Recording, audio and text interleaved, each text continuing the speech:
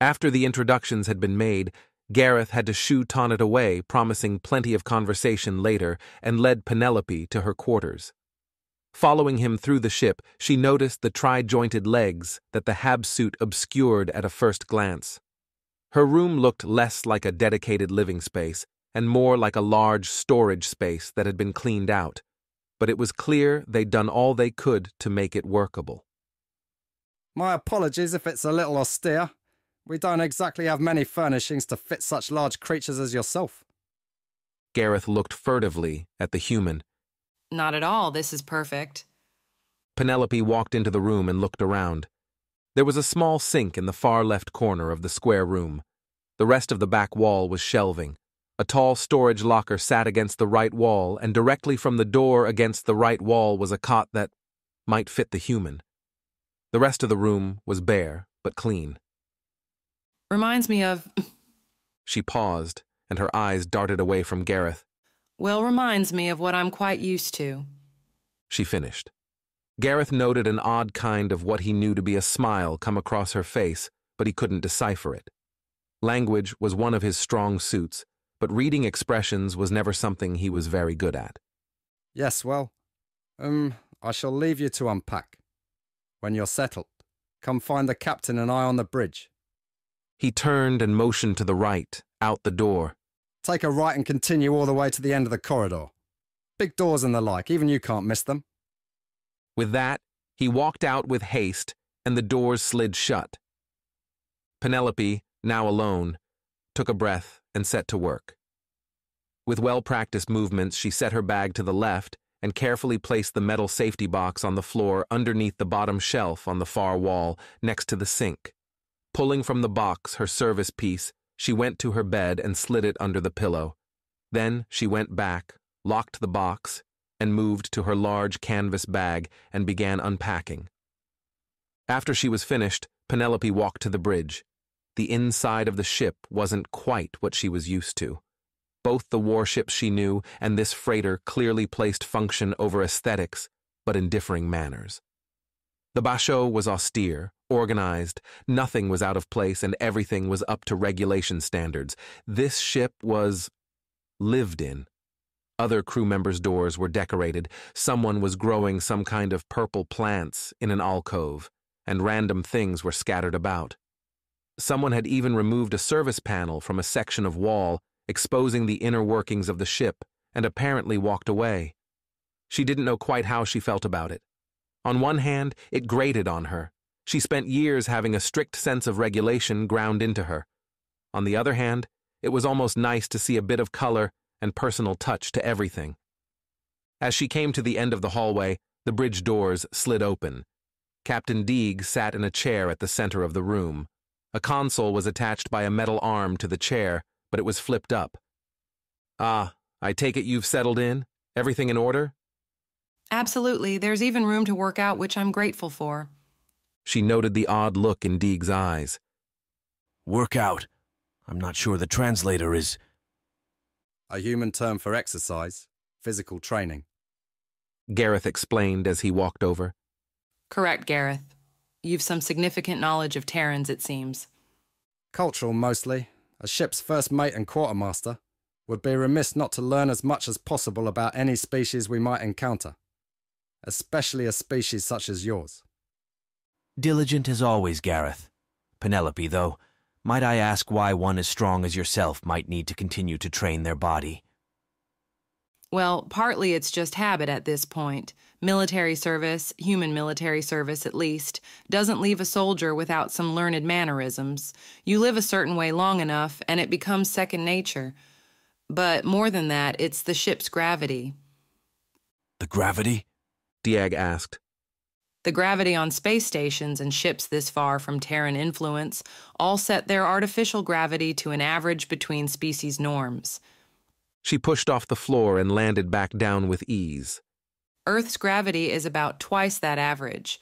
Combine that with human adaptation, and you get a loss of bone density and muscle mass, because my body recognizes that it doesn't need to waste energy on keeping itself fit for Earth gravity.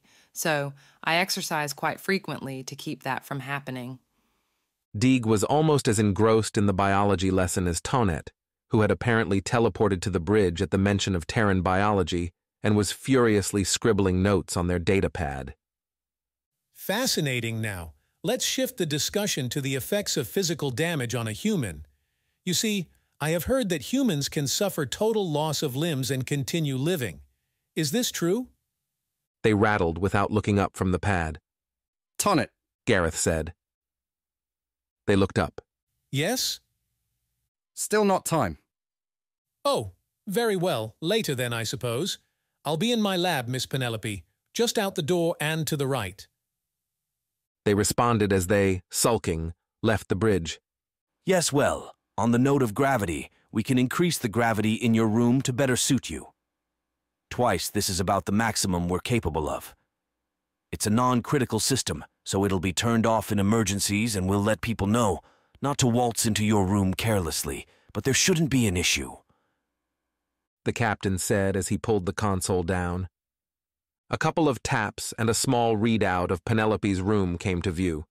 With a couple more taps, he increased the artificial gravity.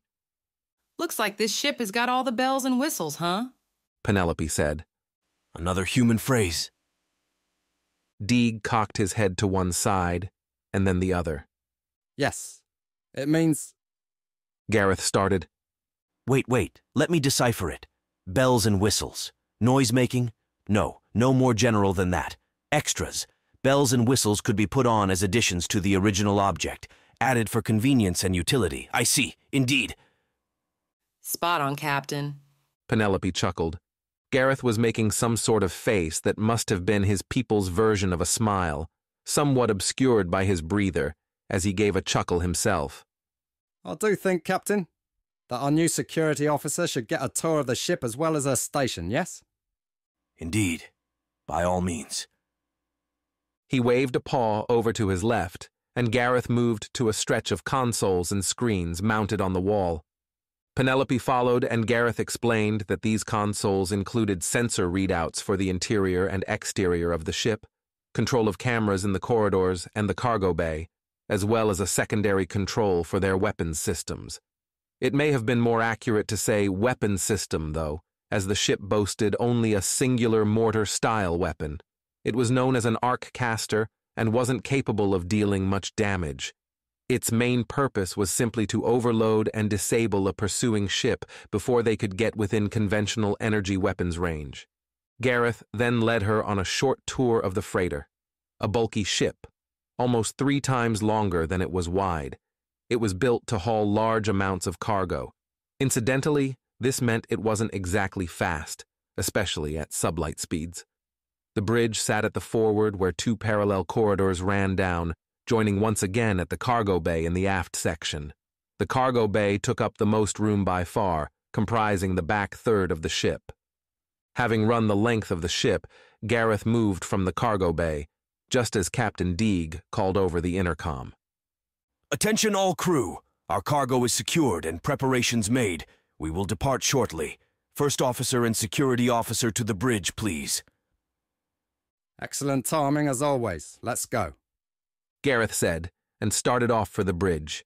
The ship began to rumble as its engine started up and began departure sequence. Penelope took to her station as the ship oriented itself toward the station's exit hatch and surged forward. Captain?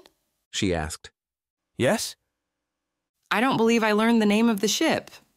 Ah, of course. Welcome aboard the Blue Nebula, Penelope. There's a bit of a story to the name, but I'll tell you some other time. He smiled knowingly as he made small course adjustments. Gareth. The captain spoke up after a long pause. Go ahead and transmit to our first jump point and inform the Raxian colony that their shipment of cells is en route. If all goes well, we'll make Raxia in 6 standard cycles. Transmission sent, Captain, readying for FTL jump. Gareth responded from his con. Penelope, ship systems check. We're green here, Captain. Ship systems check. Reads nominal. We're ready for jump. She translated. Excellent. Engaging FTL. Oriented to their first destination, the Blue Nebula paused only a moment before blinking out of the system and beginning its journey to Orbos. Sir, a cargo vessel is jumping to the Orbos system. Her manifest reads a significant number of charged energy cells. We could inform our friends there. A tidy sum if captured safely. No. Sir, it would be our biggest haul since... A clawed hand scrolled down to the crew complement and thrust the data pad toward the subordinate. Position: Security Officer. Species: Human. Age: 31. Terran years. Sex: Singular. Female. A photograph was attached. She's the one from the bar. I'm not sending our crews to their deaths. Let some other crazies go for it. Human. Understood, sir? Hey everyone, hope you loved the video. Don't forget to give it a thumbs up and hit subscribe for more awesome sci-fi content. And if you're feeling generous, check out our Ko-Fi page to support the channel. Every bit helps us bring you more stories from the stars. Thanks a bunch.